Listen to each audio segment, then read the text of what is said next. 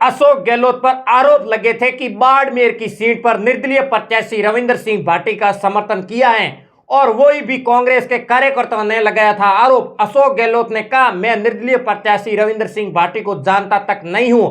राजस्थान में लोकसभा की 25 सीटों पर 19 अप्रैल को 12 सीटों पर और 26 अप्रैल को 13 सीटों पर मतदान हो चुका है। अब प्रदेश में उन सीटों पर चर्चा होने लगी है जहां पर कांग्रेस बीजेपी मजबूत हैं। पीसीसी चीफ गोविंद सिंह डोटासरा 8 और 9 सीटों पर जीत की संभावना जता रहे हैं और अलग अलग नेता अलग अलग नंबर दे रहे हैं। और एक इंटरव्यू में डोटासरा ने श्री गंगानगर और हनुमानगढ़ और झुंझुनू, सीकर, चूरू और दौसा, टोंक, सवाई माधोपुर और जयपुर ग्रामीण और बाड़मेर और करौली, धौलपुर और सीट पर मजबूत होने पर दाव किया है।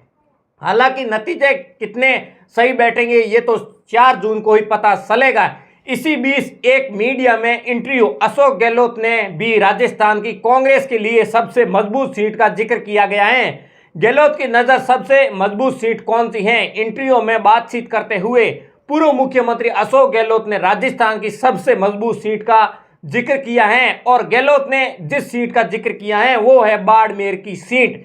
राजस्थान की अशोक गहलोत ने कहा है, देश भर की बात की जाए सबसे सरसी सीट बाड़मेर थी और मतदान के दिन ही वहां काफी बवाल भी देखने को मिला था। और गहलोत ने बाड़मेर, जैसलमेर और बालोतरा सीट का जिक्र करते हुए कहा है कि मेरी नजर में ये राजस्थान की 1 नंबर सीट बाड़मेर की है और हमारे जो हम जीत सकते हैं उसमें सबसे पहले बाड़मेर की सीट का जिक्र किया है। और वहां पर अशोक गहलोत 3 बार प्रचार करने के लिए आए हैं। यहां से कांग्रेस के प्रत्याशी उमेदराम बेनीवाल हैं और उन्होंने मुझे बुलाया है, इसलिए मैं 3 बार यहां आया हूं।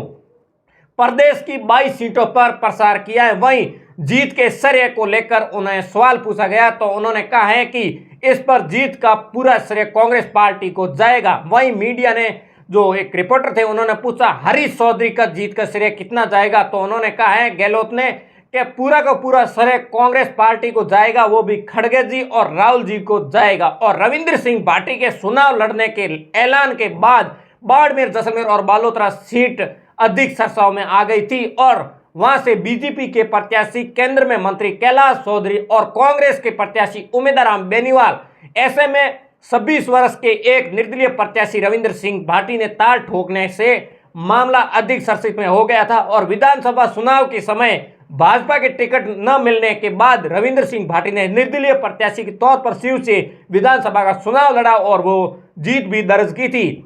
और उसके बाद रविंद्र सिंह भाटी 2024 के लोकसभा चुनाव में वो भी निर्दलीय के प्रत्याशी के तौर पर उतरे थे। और अभी 4 तारीख को रिजल्ट आएगा, वो किस तरफ आएगा वो तो आने वाला वक्त ही बताएगा।